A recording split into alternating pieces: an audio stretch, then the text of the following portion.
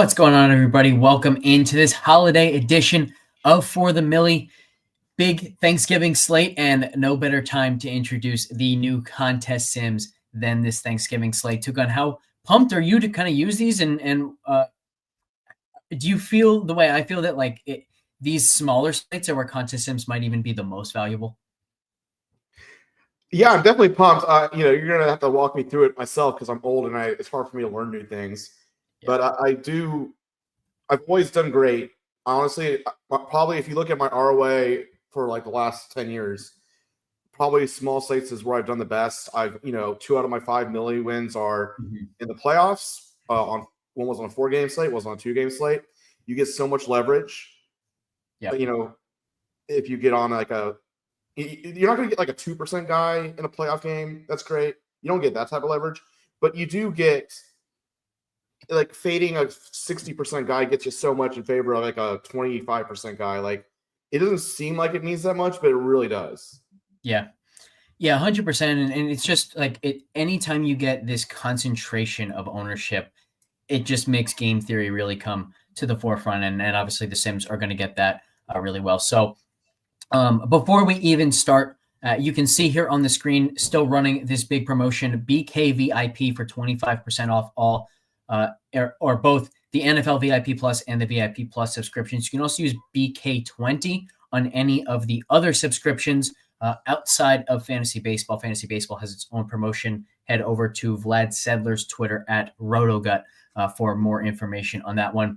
But BKVIP, 25% off. That's the one that you guys are looking for. And before we jump into some of the contest sim stuff, and we're going to actually build out some lineups and talk about not just like what we want to do on this Thanksgiving slate, but also how to use contest sims along in that process. Before we do all of that, let's jump in with some of these props. So do you have any prop picks over on Underdog that you are really liking so far, TwoGun? Yeah, I mean, I just boot up pick 6 here. It really is just kind of similar to maybe some of the plays I like. Mm-hmm. I haven't really put a whole lot into the like props and the pick 6 stuff. I'm really more focused on the main slate. I definitely like Malik Neighbors, and I'm like looking at 68.5 receiving yards. That seems okay. I don't want to like hammer that, but I do like it because I just like Malik Neighbors. I'm trying to see if there's any others like, I kind of want to say maybe Rico Dowdle under 65.5 rushing yards. I'd be curious to see what our sims say for that in that game first before I really tout it. But yeah, that's just kind of what my thoughts are. Yeah, I feel kind of crappy about it now because I actually went over a little bit on the 67.5, and now 63.5 is available. The reason I like the overs is just because of how bad the Giants have been against the run, allowing a ton of adjusted line yards and the most explosive rushing yards, the highest explosive rushing percentage in the league. Now, one thing I did point out with Dowdle is that he's not getting those explosive runs. He's only gone over, I think, 15 yards as his longest rush once all season, and it was only 19. So he has been getting a lot of volume. So I do actually lean to the over, but I can also kind of envision like one of the things we've talked about before is that rush defense is often about just wanting to stop the run. And if a defense chooses, you know what, no matter what else happens, today we're going to stop the run, they typically can do so because all you really have to do is give yourself a numbers advantage by loading the box. So given the fact that Dowdle is such heavy chalk on DraftKings, like my approach might be fade him on DraftKings, play him on Underdog. I think something like that might work out pretty well. Yeah, or I mean, also on pick 6, since you're kind of like it makes sense like lean into the chalk now because you're almost like just hoping for the. I was honestly like I really like Tyrone Tracy. Yes. More than anything, it's just weird. Like I want to like be able to say there's an under, or a lower I like. There just really isn't one popping up. But I just love Tyrone Tracy. He's a bell cow. They're going to feed him. I feel like last week's game was like an absolute floor performance for him. Yep. And with Drew Lock, like they have to be better. They can't be worse. Yeah, I talked about Tracy a lot on matchups. Like this is such a great spot for him. Everyone is aware of the spot for the Dallas rushing game and all that stuff, but Dallas's run defense continues to be terrible. They're giving up chunk gains. They're giving up a lot of adjusted line yards. One of the best running back matchups in the DVOA adjusted fantasy points against data. So longest rush for Tyron Tracy over 15.5, I think is an absolute smash play. He has been really, really explosive. This is one of my favorites on the slate, if not my absolute favorite. And going along the same lines, Jahmyr Gibbs has no business being at 16.5 for his longest rush either. He just flies over this week after week, and Chicago is another team giving up a lot of those explosive runs. I also mentioned in that matchups show, they have been good quote in quotes against the run in terms of not allowing a lot of rushing yards, but that's mostly because they just haven't allowed a lot of attempts. When teams are running, they are 23rd in adjusted line yards allowed, and now they're also, as I mentioned, like giving up a bunch of those explosive runs. So I think this is another really good spot for Gibbs, and we just continue to hammer this over 16.5, and he hits almost every single time. So I love this number for him as well. Yeah, I'm trying to see if there's like any other real things I want to make a stand on. Our pick six tool loves Sam Laporta more. I can't say I hate it either. He just 36.5 yards. Like, do they really think that just seems way too low? Yeah, that's a weird one. That's another one where like, because he's getting some ownership on DraftKings, I'm okay with doing something like, you know what, I'll take the over on underdog and fade on DraftKings. Or maybe you do the opposite if you just think that maybe you really like Laporta's ceiling, but you don't love his chances of getting to the standard 36.5 number. So that's a confusing one for me. I don't have a strong lean either way. Well, I was curious that you say that because I figured Sam Laporta would be somewhat shocking. I'm like looking at our ownership, and it seems like at tight end, it's really all about Jonnu Smith. Yeah. And Laporta at 20% or so is really, that's not that bad. I agree. I definitely agree there. I mean, are you confident in that, or do you think it's going to be higher than that? It's tough. The reason why I don't see it going much higher than that is because Jared Goff has a really, really tough path to being chalky himself. And when we get on these smaller slates, a lot of the time tight end ownership really reflects quarterback ownership. Now, interestingly, that's not going to be the case if Jonnu Smith is really popular because it doesn't look like Tua is going to get that much either. The difference there is Tua is not getting ownership because people don't want to use Tyreek and Waddle. People do want to use Amon-Ra St. Brown, and they do want to use Jahmyr Gibbs. They do want to use David Montgomery to some degree. It's actually Jameson Williams, who I think is going to slip through the cracks on Detroit, which makes me pretty interested there, just because he's one of those guys like, yeah, Chicago's pass defense is very good, but it only takes one. So as long as there's one play all game where they are not at their tip-top shape and actually make a mistake, that could be a Jameson Williams 60-yard touchdown, and just like that, he's optimal. Yeah, I have to say, honestly, Jared Goff might be my favorite play of the slate, like at least for a quarterback in a long time. Oh, that's cool. This is a Detroit team that's going to put up a lot of points. Mm-hmm. And whenever it was like, oh, yeah, they're definitely just going to run the ball, and then because they're 11-point favorites, and they close. It reminds me of like Kareem Hunt last week, right? And he was whatever 10 points. It just matters so much more on these little small game slates. So like if you get one quarterback that has 10 points more, it's far easier for a quarterback to get 10 points more than the other quarterbacks when there's only 3 games. Yeah, it's like near impossible on a main game slate. But yeah, one of these quarterbacks could easily get 10 points more, and I seriously doubt it's going to be Drew Lock or Caleb Williams even. Like, it's probably going to be Jared Goff, maybe Jordan Love, maybe Tua. I don't see any of these other quarterbacks like having 10 points more than the other quarterbacks. Mm-hmm. Yeah, I agree. Shout out to Dr. Pops in here. Happy Thanksgiving to you too, my friend. Our guy MLB Dream in here as well. Happy Turkey Day, and let's get some big wins. TwoGun, it seems like both you and I are kind of itching to get to the Sims and start building some lineups. Maybe we'll start with a Jared Goff stack. So let's quickly run through some of the other favorite props that I have. Devin Singletary over 18.5 rushing yards I really like. Again, just kind of picking on this Dallas defense.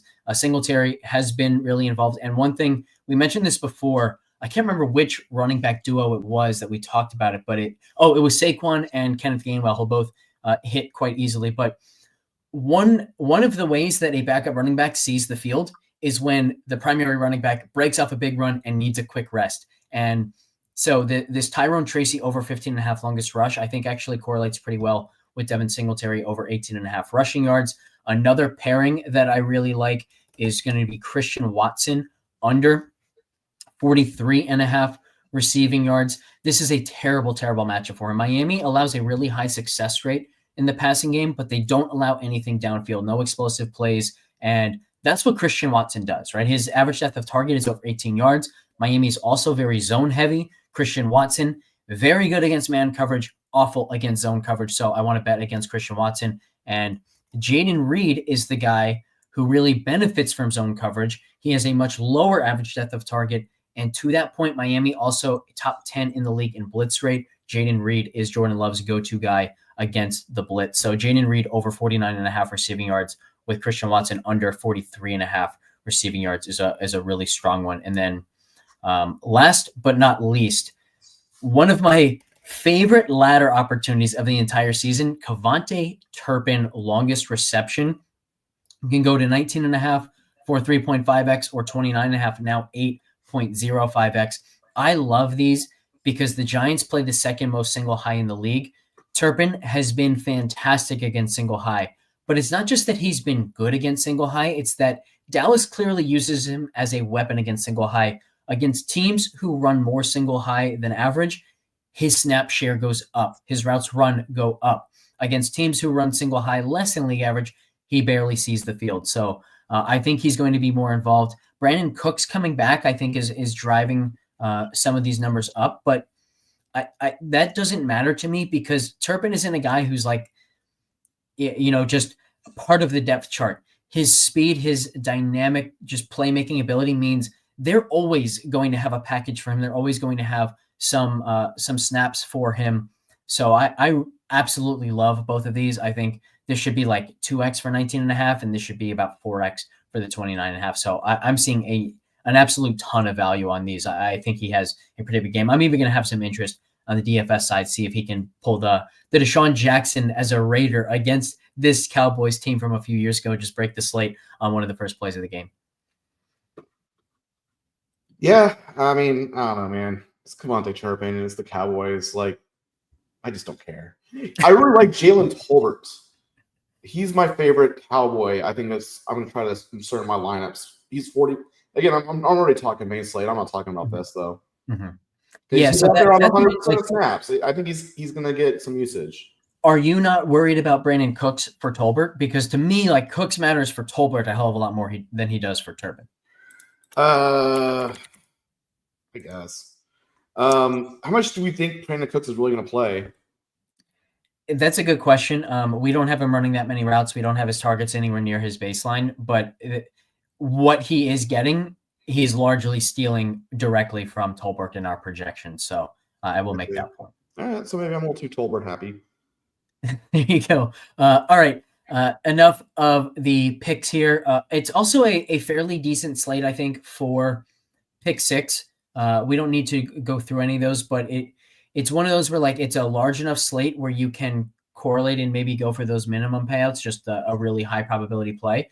Or you can hope that it's also like maybe a small enough slate where you still can get some bigger payouts. So I haven't built anything on pick six yet, but it's definitely worth dabbling in. And I know I continue to want to get more involved on the NBA side of things with pick six now that those minimum payouts are 25x for 6 pick plays. It's a little bit tough to find stuff. I don't know if you've been doing any of that TwoGun, but like we've been crushing on the NBA side for like blocks, props, blocks and steals, turnovers, first quarter points, all of these props that Pick Six doesn't yet have. So maybe you and I need to go talk to our reps over there at Pick Six and see if we can get some of those offerings up on the board. Yeah, I mean, it's interesting. They always have their reasons why they put something or don't put something. But and by the way, Jalen Tolbert's only 3,800 on this DraftKings main slate. I don't know, man. Well, speaking of the DraftKings main slate, let's jump over there and let's start to build some lineups. So I want to take you guys a little bit through just like the process of using the optimizer, using these contest sims. So particularly if you are a new user and you are not yet comfortable making your own build settings, here's the first tip that I will give. And this is one of the aspects of our optimizer that really separates it from the rest of the industry. There is no other optimizer where everything that you need to do exists in one button. Build settings, default, use presets, and now all of this bracketed ownership, the flex parameters, the randomness, the salary ranges, all of this updates automatically for you. You don't have to do a damn thing. Personally, I am going to take this ceiling projections blend and bring this all the way up. I'll probably just go to like 70-ish here. This is now saying I want the optimizer to build with 70% of the projection being a ceiling projection and 30% being a standard projection. Main thing that this will do is it's going to give me more wide receivers than running backs or tight ends in the flex, because wide receivers have outsized ceilings proportional to their projections relative to everybody else. But nothing else really needs to be touched here. So you use those presets and then you go to the player pool and you build whatever you want to do. So TwoGun, it sounded like you really love Jared Goff. Do you want to start us off here with a Goff stack? Sure. So with that, what we're going to do here is we're just going to lock in Jared Goff.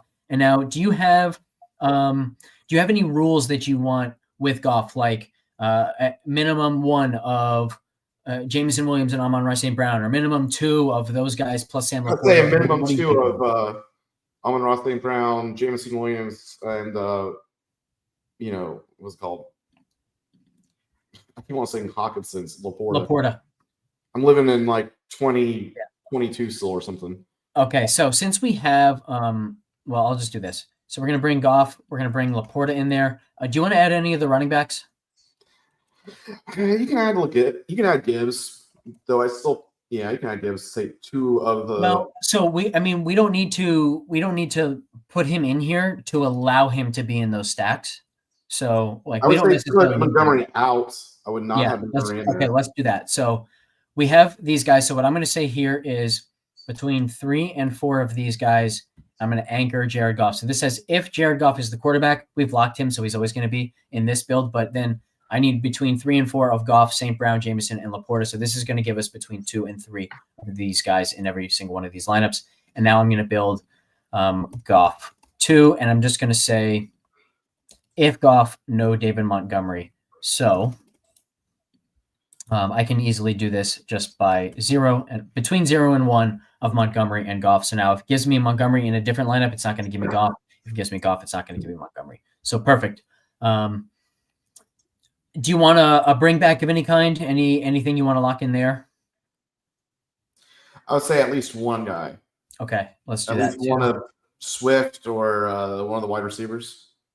Okay, now you don't need to do this here. You could do it in the team stack section. So we have here in the team stacks, you can see game stack percentage. In 70% of lineups that it builds, it's automatically going to give you a bring back. But you can use the player groups if you want to be very specific about the bring back. So we can do that here.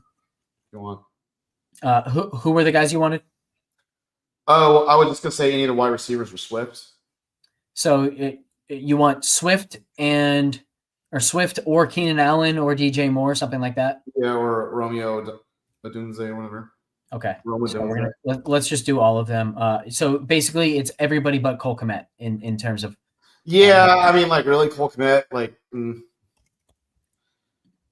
Okay.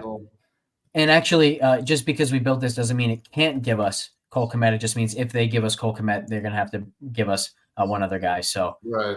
If we have Jared Goff, then we need between 2 and let's just say, let's go 3. Let's make sure we don't get double or 3 of the Bears on the other side. So that'll take care of all of the rules here that we need. Let's go ahead and build. How many lineups do you want to build at once here that we can just kind of go through and kind of evaluate? It should be it's good. Let's not make it too many. Okay. I think the best thing the best way to answer that is you want enough lineups that you're seeing enough diversity that you can actually spot some trends like, oh, it wants me to have, a running back in the flex when I do this, or it wants me to have a triple stack instead of just a double stack. But you don't want so many lineups that it's kind of impossible for you to look through all of them and actually spot trends. So 3 might be on the lower bound, like maybe 3 to 5, something like that, maybe 10. Yeah, but go ahead. You can make one if you want. It doesn't sound like it's taking too long to make them. Yeah, okay, let's do that. Let's just go 10. It does go very quickly. And what contest would you like to build these for? I would say the $150 Holiday Harvest. Okay, so this is a 3 max. It's not super top heavy, so even though it is almost 2,000 entries, it's going to be fairly similar in ROI, things of that nature, to something like the $277 single entries that are 20% diverse. So a little bit more top heavy, but not as many people. You end up getting similar ROIs. So now we're just going to run the Sims here. And it won't take very long to do. You can see here, you can do this kind of all day long. And now let's look at some ROIs. So this is really cool. We have a lot of bad lineups here. -16, -31, -38%, -4, -6, and then 108%. So the number one thing we need to do is we need to look at this and say, okay, what is it about that one lineup that's standing out that makes it a really good lineup? So one thing I think I actually made a lineup almost exactly like that, by the way. I was just looking at that too, and I thought, oh boy, this does look a little bit familiar. If you don't love this view, we now have this kind of sectioned off view that you can look at instead. So we can go and find that exact lineup this way as well. Did I miss it? There it is, right over here. So 108%. Might not be the easiest thing to see. We can't see it all at once here on the screen. I would have to actually make it smaller, which is very easy to do, but I don't know if you guys can now still see it. So let me check. Happy Thanksgiving to you too, Erica. Anyone in the chat, if you guys are having trouble seeing this lineup at all and want me to switch back to the other view, just let me know. And in fact, you know what? Let me take a look myself. So, okay, it looks decent enough that you guys can see. I'll also talk through what it's saying. So this lineup that it gave us is Jared Goff with Jameson Williams and Sam Laporta, Rome Odunze as the only bringback. We then have a nice correlated pair between Tyrone Tracy and the New York Giants defense. We're leveraging the Rico Dowdle chalk, and because we're leveraging Rico Dowdle, we also have Josh Jacobs in there, and we are now going to a flex, a wide receiver in the flex with Jalen Waddle, and we're also getting some, in this case, what looks like positive correlation between Tyrone Tracy and Malik Neighbors, saying just what happens if the Giants really surprise, and it's not which of the Giants succeeds, it's all of the Giants succeed. And obviously then Drew Lock is not necessarily going to become the quarterback you need if Tyrone Tracy is doing all of the scoring on the ground. So, maybe Neighbors has 130 receiving yards and he's clearly optimal, but Drew Lock only throws for 1 touchdown or no touchdowns. And 50% of his yardage has gone to Malik Neighbors. So it's not like he's getting their own yardage either. So very clear story that this lineup is telling. I also think it's noteworthy that we are getting, as I kind of look through this stuff, it seems like we're getting more Jameson Williams than any of these other Lions, or at least the Jameson Williams lineups seem to have a higher ROI, which definitely makes sense to me because he strikes me as the only very clearly under-owned wide receiver potentially on the whole slate. Mm-hmm. Any other thoughts here about this lineup? Anything that you would like to change? No, I actually like that lineup. I have something very similar to it. I built something very similar to it. Nice. So, yeah. No, that's definitely a two-gun type of lineup. Yeah, this seems really strong to me. It's really interesting that Amon-Ra St. Brown is going to be one of the higher owned wide receivers on the slate. And though we just saw a couple weeks ago Jared Goff absolutely smashed while Amon-Ra St. Brown smashed, you can also make somewhat of a case for when Amon-Ra has some of his best games, it's often on volume and shallow average depth of target stuff where he's racking up the PPR points, but Jared Goff isn't necessarily getting there along with him. When Jared Goff gets there, it's touchdowns and explosive plays, and Jameson Williams and Sam Laporta maybe have a little bit more of that domain than Amon-Ra St. Brown. So I think there are aspects of just the correlation that we can think through in our mind that really do make sense that this lineup is simming so incredibly well. Mm-hmm. All right, what lineup do you want to do, or what stack do you want to build next? I'll also invite anybody along in the chat. If you guys have a stack that you want us to see, that you want to see us build through, just drop it here in the chat. You can also ask about specific plays. Like maybe we'll build lineups with just a couple plays that we really like locked in. I know one thing that I want to test is what do Cavante Turpin lineups look like, and how much chalk should we play alongside of Turpin if we are taking that kind of a risk. Okay. I was going to say, I'd be curious what it says about Tua lineup, but yeah, I think kind of interesting idea is to throw in like a random cheapie or maybe a Jalen Tolbert, since I'm on the Jalen Tolbert train. Before we do that, let's do the just traditional Tua stack. So what I'm going to do here is I'm going to switch Jared Goff to Tua Tagovailoa. I need to do this first. And now I can lock Tua in there. And now let's go player groups, and let's build the same type of groups for Tua. So obviously we have Tyreek, Waddle, Jonnu, and let's throw Achane in there. Do you want to throw Beckham in there or just leave it here? No, it's not in there. Okay. No, Beckham Jr. And you want to do the same thing between 2 and 3? Yeah. Okay, so here we're going to go 3 and 4 since it includes the quarterback. Let's also do the same thing where instead of David Montgomery, let's get Mostert out of there since most of Mostert's touchdowns are going to come on the ground. So Tua 2, Tua and Mostert, and between 0 and 1. And you want to do the same thing with a bring back here from the Packers. Sure. I mean, I definitely want to have a bring back. Yeah. This small of a slate. Yeah. So if we have Tua, we want at least one of Jacobs, Reed, Kraft. Any other Packers you have interest in? No. Okay. Yeah, I wanted to be very clear that I do not want Watson in there, but I can just take him out of my player pool, so it's not like I have to include him in any rules at all. So why? Because he's chalky or what? It's a little bit that he's popular. It's mostly just like this is the stone cold worst possible matchup for Christian Watson. And yes, it is possible that Watson will still have that one big play that makes him optimal. But I know that over time, fading a big play wide receiver with strong man splits against a team that limits big plays and plays a ton of zone is going to be profitable long term. So I'm not going to bother with the what if, and I'm just going to take Watson out of my pool. So here we need, I want between 2 and 3 here if Tua is in there. So that's going to give us at least one bring back. All right. I think we are set on Tua. So let's go ahead and build 10 lineups. And let's go to that same contest and now run these sims. And this time I will just leave it on this page and we'll see what it looks like. So once again, we see one lineup jumping way out above the rest, 113% ROI here on this one. So Tua, Josh Jacobs, Devon Achane. Interesting that Achane gets into this fantastically simming lineup. Then neither Tyreek Hill nor Jalen Waddle, but we do get Jonnu Smith. Actually, we get a double tight end lineup.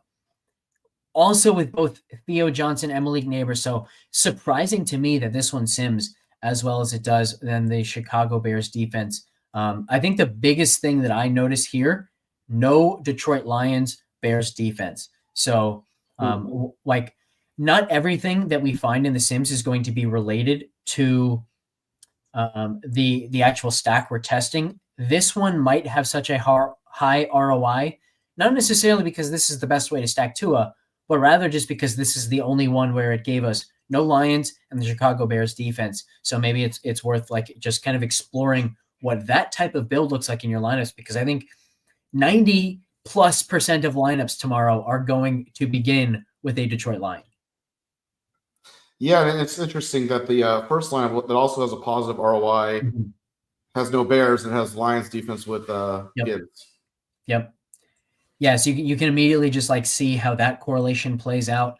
And I'll say like it's not that the running back defense combination is necessarily like super correlated. In fact, in this great lineup, we don't even have Swift. We have Romadunes or we have Keenan Allen instead. It's more just the correlation of not having anyone on the opposing team, primarily these chalky players, because a lot of these Bears pass catchers are also going to be chalky. It's not just the Lions that are drawing a lot of ownership, and then using the defense that presumably will shut them down. So that definitely counts as like one of the trends that you just notice as you use the Sims more and more. This first one kind of looks to me like a more traditional type of lineup, although once again we have the double tight end of Theo Johnson and Jonnu Smith. So once again, when you are entertaining the double tight end lineup structure, it's almost always going to be with two cheap tight ends. That's all we have on this slate. Jonnu Smith topping the slate at what, 4,300. So you can't go expensive double tight end on this one. But getting Josh Jacobs again, that seems to be a pattern as well. Our optimizer and the Sims really liking Josh Jacobs. I'm noticing the lineups that sim really well do not have Rico Dowdle. So I think that's another thing that really stands out to me so far that we have done. Dowdle seems like a very strong fade.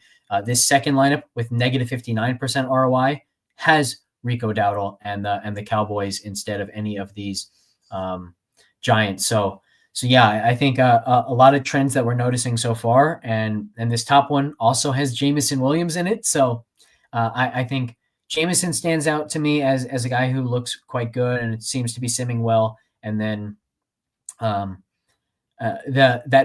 idea of Bears defense, no Detroit offensive players is definitely something I'm going to explore more of, because I will even say like I've pretty much thought, all right, I'm either using Jahmyr Gibbs or Jameson Williams, and going from there, I need to explore what lineups without him look like a little bit more myself. Mm-hmm. Yeah, I don't know. It's it kind of like just kind of like looking at lots and lots of simulations. You can kind of start to see what trends, since it might just be worth like looking, just having a sim random lineups, just kind of like letting it think, like what really is the type of, especially with these small slates, like what type of structure with your lineup. And one big belief I've always had with these small slates is to try to like mega stack and like make like really focus on a game, really try to fade a game. Like try not to be like perfectly balanced between all three games. We can do that too, by the way, here in the team stack section. So like you can ask for at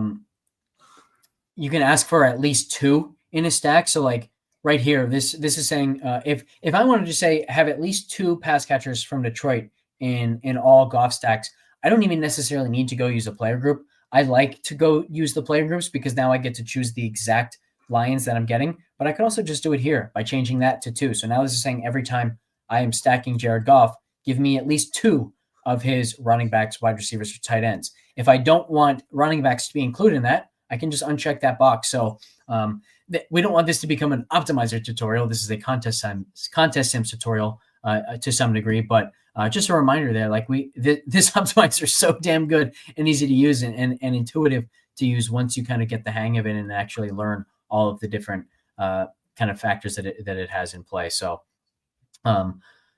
what would you like to do next? Do you want to just kind of pick a couple player? Maybe we each pick one player to lock in and just kind of see what lineups. Yeah, let's see. Like, I bet you got Turpin and Tolbert are probably pretty similar in what they like. But yeah, let's at least try one of those guys and see what spits out. Because like, does it want to have Cooper Rush, or does it not really care? Yeah. Okay. Yeah. Let's do that. So let's look at what Turpin lineups look like. We can just go ahead and run 10 like that. I'm fairly sure, by the way, that the ROI is going to be a lot lower on these than some of the best ones that we have previously seen. So a couple important points that we can make once we actually see that, or maybe I'm wrong. Maybe he's going to sim extremely well. I don't know. Yeah, obviously not simming. There are some good ones though, right? Some good ones, and then we got to see about Tolbert. How much does it like my guy?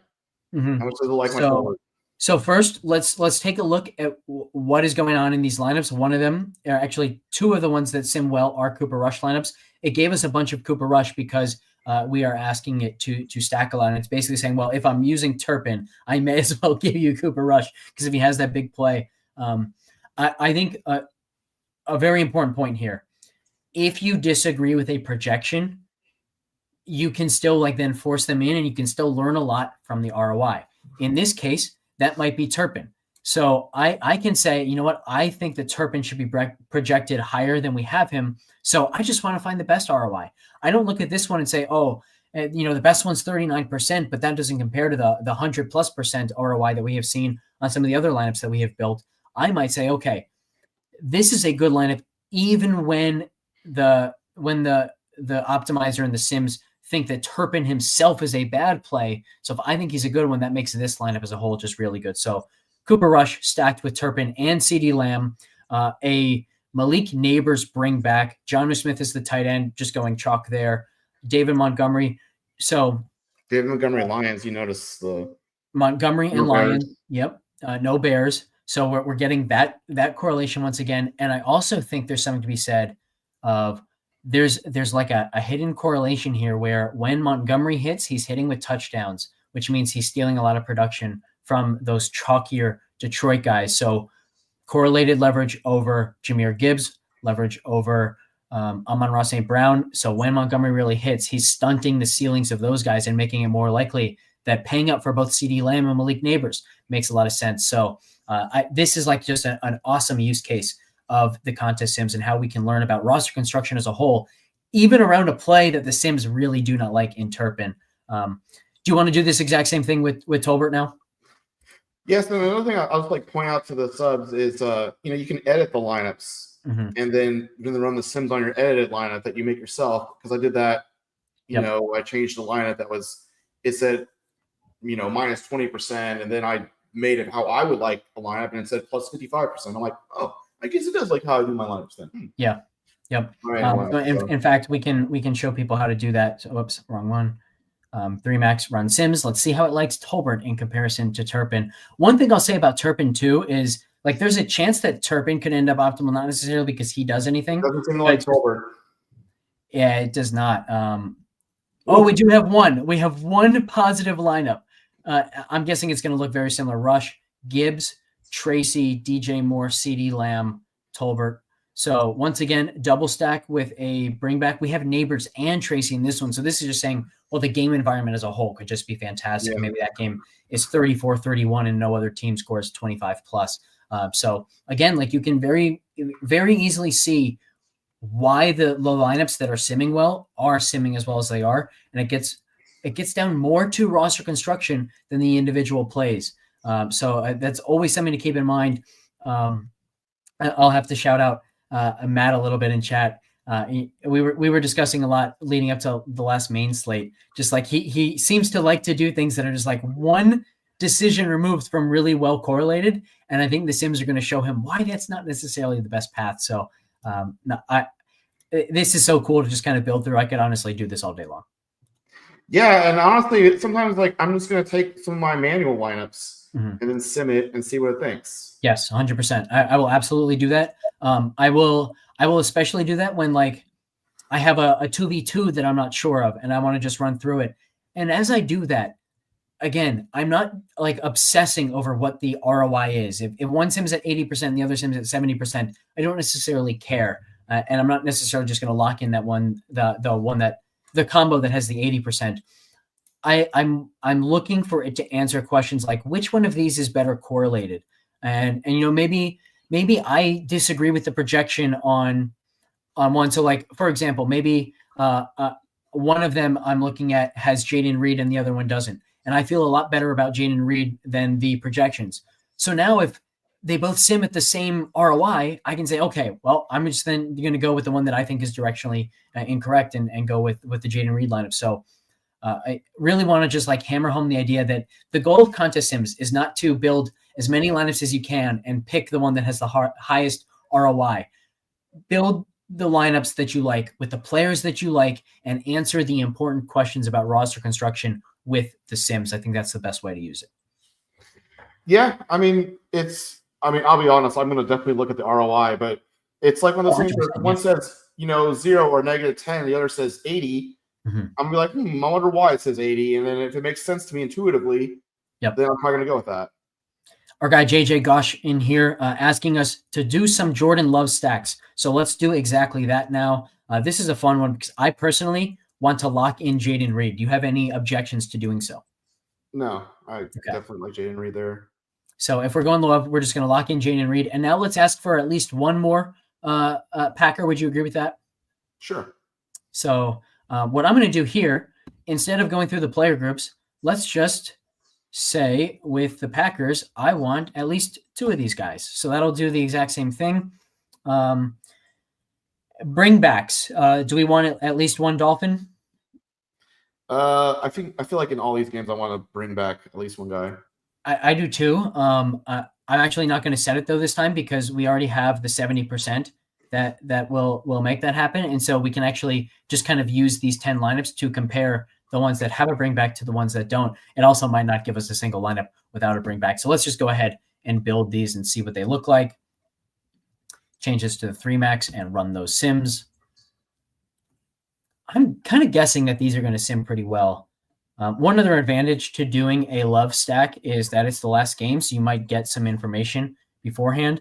I also want to notice how every single time we have built 10 lineups and run these sims, a lot of them, probably the majority of them, have been negative ROI. The reason for that is unless you are building well-correlated lineups, well-thought-out lineups, you are way behind the 8 ball and you're actually building bad lineups. So it makes sense that the majority of them are bad. We want to weed out the good ones. So it's also a good reminder. If you are somebody who's building 150 lineups, what you don't want to do is build it one time, save them all, and play that.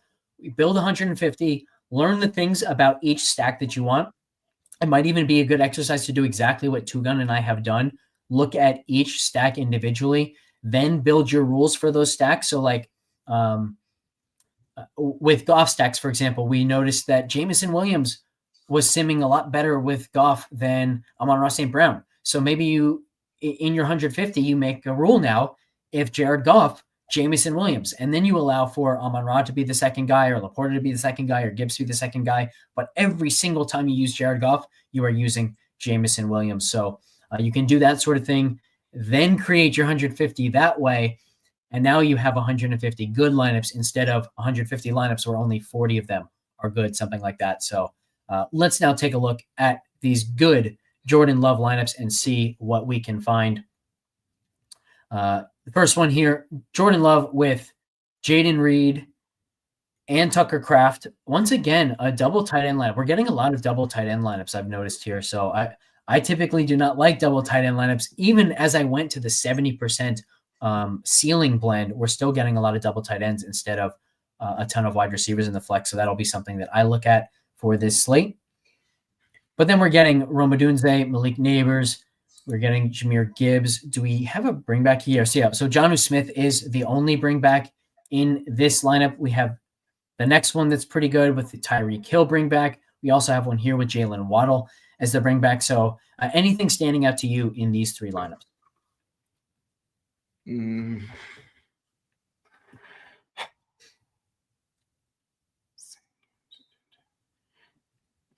I mean, the craziest thing is definitely the Montgomery and Gibbs together in the one. Yeah.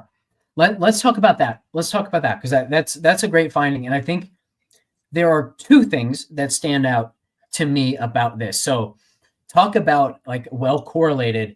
This is telling a story about the whole slate. If we have Jordan Love as our stack, we are hoping that Jordan Love is throwing touchdowns instead of letting Josh Jacobs run those touchdowns in. That takes out one of the expensive running backs. So now it's more likely that both Montgomery and Gibbs are optimal together. Then you also have a stack that involves Jaden Reed, Rome Odunze, or not the stack, but we're getting Reed, Odunze, Jonnu Smith, Tucker Kraft. That's 4 pass catchers who are not expensive. If 4 pass catchers who are not expensive are both producing and end up optimal, that means it's not likely that a bunch of the expensive receivers are doing that. So no CeeDee Lamb, no Amon-Ra St. Brown in this lineup. No Amon-Ra St. Brown. How does Amon-Ra fail? Well, maybe Montgomery and Gibbs steal all of the production and touchdowns themselves. So a big giant story is being told throughout this lineup. This is another one that's just like, it is not projecting well. 116.67, almost 5 points behind some of these top ones. Why does it have such a high ROI? Because every single piece of this lineup is connected and tells a story about how it gets to the top of leaderboards. Yeah, for sure. I don't know. It's just something to kind of think about. Mm-hmm. It's basically its way of saying that everything else sucks. Yeah. To that point, like another thing we can do is we can actually, let's go here. Let me unlock both Love and Jaden Reed. And we can actually explore this concept even more and just say, what do lineups with both Gibbs, or what should lineups with both Gibbs and Montgomery actually look like? And we're going to find, I think, a lot of similar kind of stories to what we just told. I'm guessing we're not going to see a lot of running back flex by any means, at least out of the ones that sim well. So here we go. 178% on this one. Jaden Reed in the flex, Jonnu Smith, DJ Moore, Keenan Allen. We have a double stack of Caleb Williams, Montgomery, and Gibbs. So like this one looks pretty solid to me. Because we're fading Rico Dowdle, you get the New York Giants defense. That sims super well. So, man, I love this. Like, it's cool when you talk about why something can be so helpful, and then unscripted, you go and you use the thing, and it's pointing to not just everything that makes sense, but the concepts that we have been talking about all season long, and even all of last season and the year before, just these kind of, just DFS theory heavy concepts about how we can build winning lineups and not just trying to outpick our competition by trying to guess which players do the best. We can't do that. We can do it fairly well. We can predict who's going to do well better than our competition. But if you're trying to solely win with that, you are going to lose. So these sims are so awesome. And I love kind of everything that we're seeing as we use these. Yeah. I mean, it's just kind of like you're seeing something that like people probably like aren't really thinking about, because almost no one is going to use both the Detroit running backs, right? They're just not. And then it's like, oh, then you end up seeing it at the top of the million maker leaderboards. You're like, oh, I guess it makes sense. And to that point, like, we have now seen lineup sim really well if you have no Lions and the Bears defense. We have also seen lineup sim really well if you have both running backs. Those two outcomes could not possibly be more dissimilar, and yet they both are winning builds because the story that they tell is a very rare story, but it's going to be even less likely to be used by our competition. So if something is going to happen 5% of the time and the field treats it like it's going to happen 1% of the time, that's a great story to tell in your lineup. And we're seeing exactly that in the Sims. I will say that I'm doing some of these. I'm running my own David Montgomery, Jahmyr Gibbs double, and it is hating it. It is giving me some bad ROI. So yeah, I don't know. It has to be the other stuff too. It has to be right. You know what I mean? Oh, 100%. I mean, look at these. We have negative 36%, negative 52, negative 67, plus 179, negative 42, negative 57, negative 63, plus 103. So it's like, unless you are nailing the lineup as a whole, the script that you're telling throughout the entire slate, it is a bad thing to do. But when you get it right, you hit in a big way, and that's why these look so good. So yeah, this is as I said, this is just awesome. So I mean, look at the win percentages, like the top 0.1% numbers on some of these, from 0.08, 0.05, 0.02, and then when you nail it, 0.44% for a top 0.1% finish. So this is so cool, man. Yeah, I think like it's also it definitely seems to be working best as a Caleb Williams, to be honest. And it's just saying like that game's gonna go off and the others aren't. Mm-hmm. Now let's remember that that's also like, this is not the contest sims telling us that we should be using Caleb Williams. It's largely that the lineups that the optimizer is going to spit out is largely Caleb Williams here. So we could say, give me X amount Caleb Williams, X amount Jordan Love, X amount Drew Lock. In fact, before we jump off of here, I want to look at some Drew Lock stuff because we only have him projected like I think under 11 fantasy points, which I think is too low. So if we can find some well-simming Drew Lock lineups, I'd be extremely interested in those. So why don't we go and build that right now? Let me unlock those guys. Let's go to Drew Lock.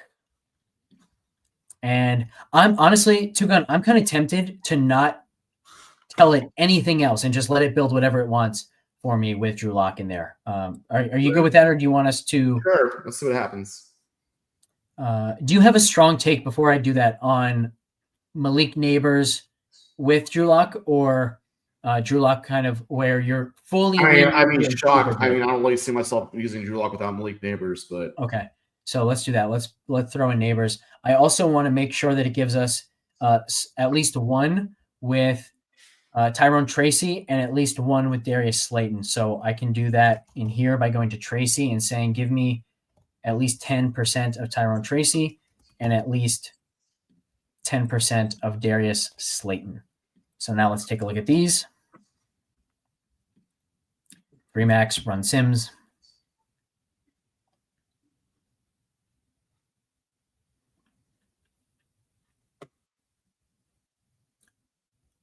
These all look really good.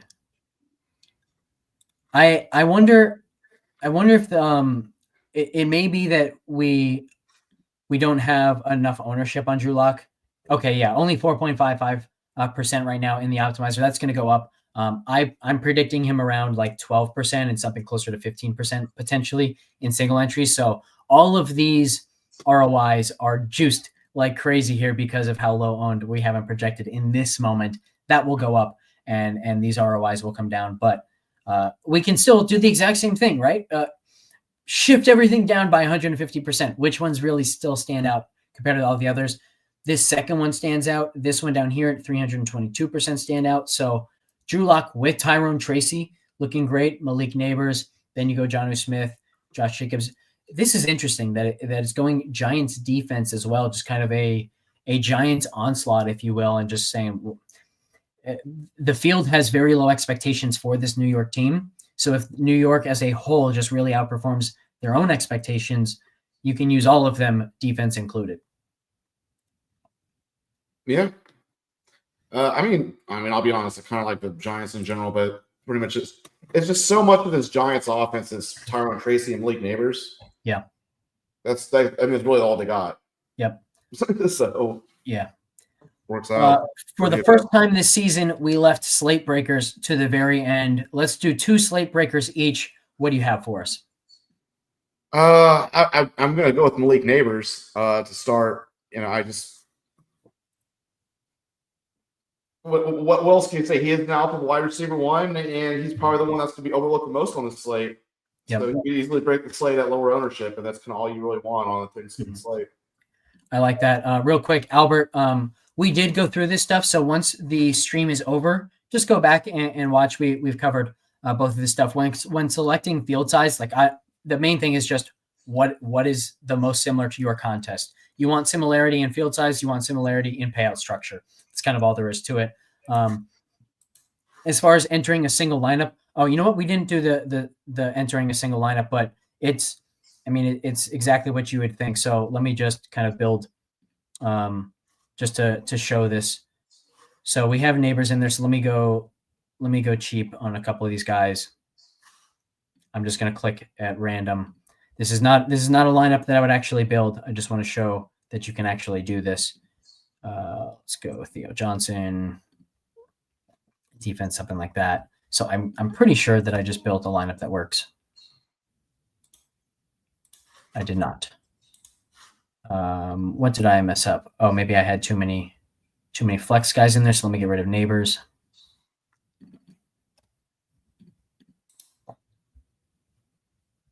Okay, I don't know what I'm doing wrong. Which quarterback? Drew Lock.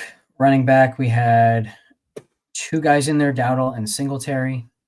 Oh, it's because I was asking for at least 10% of these other guys, which doesn't work. You can't do that. Okay, Slayton's in there. Tight end. Okay, Theo. Now defense. This also works. You can go into like the hand build section and you can just see what it looks like. So that's where we are. And okay, so I need one more flex guy, and I have a ton of salary. Oh, it also might be that I was violating the salary range or any of these other ranges. So in fact, let me reset these settings. Now there are no roster restrictions on it, and now it should build me my one lineup that I want. All right. I don't know what I'm getting wrong. This was working for me earlier. I will get back to you on this one, Albert. Oh crap! I wasn't showing the screen. So this hand build section. Let me bring that up here on the player pool. Over analysis, hand build. So now as you lock each guy in, they will show up here. You can just take guys out, put them back in, whatever you want to do. You can also like get to this point and now just ask it to build. I don't know what I'm doing wrong here. I clearly there's one of it's these settings. So I would need to like get rid of all of this if I wanted to do that. So if you are trying to build something by hand, make sure you're building something that is following all of the preset settings. Otherwise, it will not allow you to do so. I always want to actually use these presets. So once it gives me that, you would have to then make sure that whatever you're building in here follows all that, which frankly, it should. You shouldn't be trying out lineups that don't follow those because we want those to look quite good. And those are obviously the winning lineups as we just demonstrated throughout this show. So that's how that's the hand build portion of the optimizer. Really easy to use. All you have to do is hit that lock button. Those guys will come in there. All right, TwoGun, you kicked us off with Malik Neighbors as your first slate breaker. I'm going to go to Tyrone Tracy, kind of this slate's Bucky Irving. Really nailed that one on Sunday. Wish I nailed the wide receivers along with him, but Tracy strikes me as being in a very similar situation. He's not getting the ownership he deserves.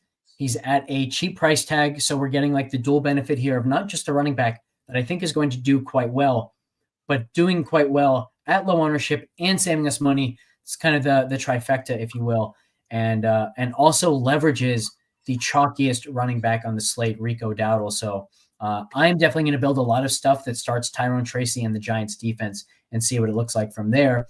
But then I'm going to compete those lineups with lineups that go with Kevontae Turpin as the kind of slate breaker. I'm not using Turpin as my slate breaker. Do not worry. But if I were to be using him, I'd be hoping that he breaks the slate kind of like Deshaun Jackson did. So Tyrone Tracy's my first slate breaker.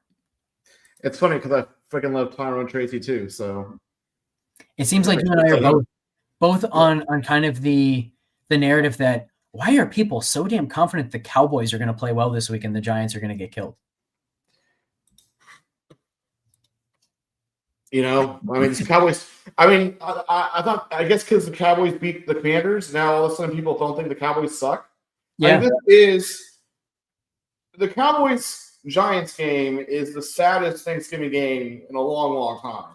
Right. But it still counts. It counts for fantasy points. It's just kind of sad. So, like, which of these loser teams wins? Who knows?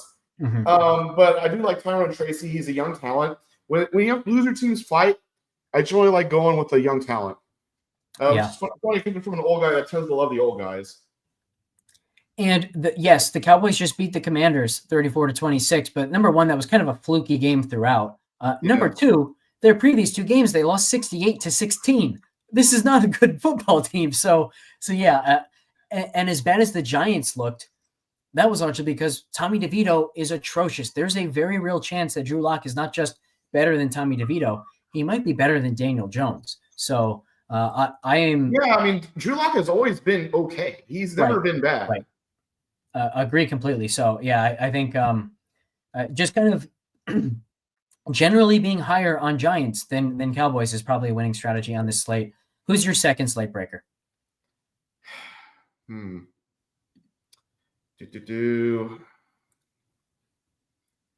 I don't even know if I really have one. Let's go Jared Goff.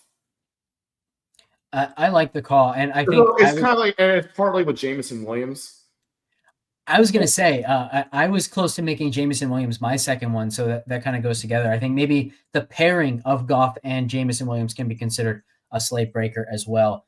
But yeah, I think on the matchups show, I talked about how there were signs that like it's a better matchup for St. Brown than people will think. There are signs it's a better matchup for Jameson Williams than people will think. And so I actually said on that matchup show last night, whichever one of these guys slips through the cracks, I'll probably be interested in.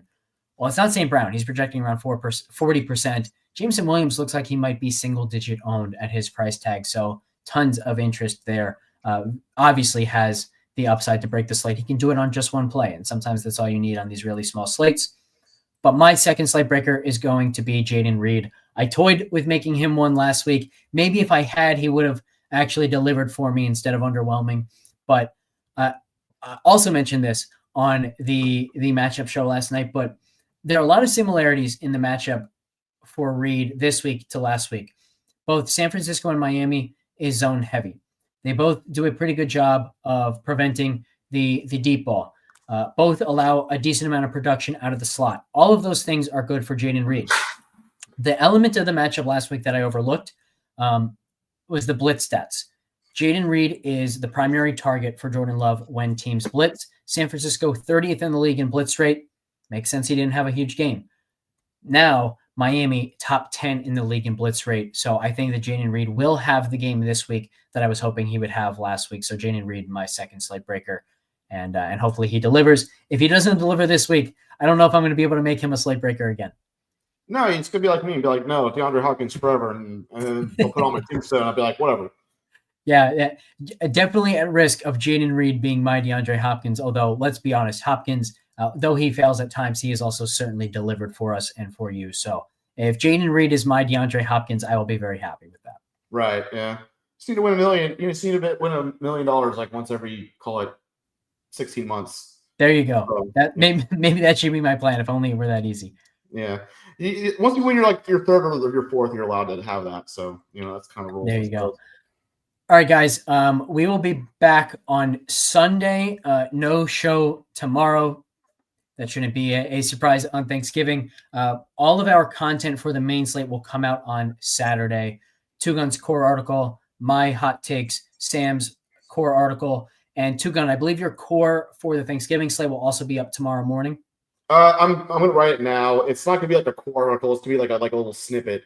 It's going to be like a few things. It's kind of think of it as like a little half article with a few guys and strategies I like. I will have a very similar article to that dropping as well tomorrow morning. So we've got you guys covered on all of the content. And then for the Friday game, we're just going to do Discord for that one. We'll cover Showdown. We will cover Underdog, Pick Six, anything you guys need in Discord for that Black Friday game. Thanks, everybody, for tuning in. We will catch you next time.